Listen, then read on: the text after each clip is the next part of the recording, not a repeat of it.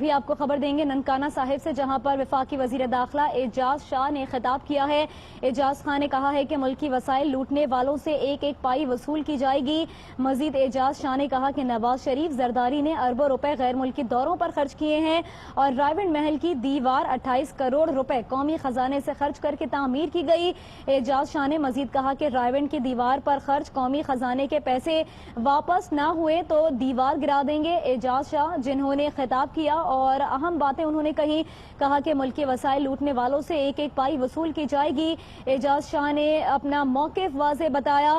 حکومت نے یہ کہا ہے کہ کسی صورت کرپشن برداشت نہیں کی جائے گی اور کرپشن سے بنائی گئی جو جائیدادیں ہیں ان کو برداشت نہیں کیا جائے گا۔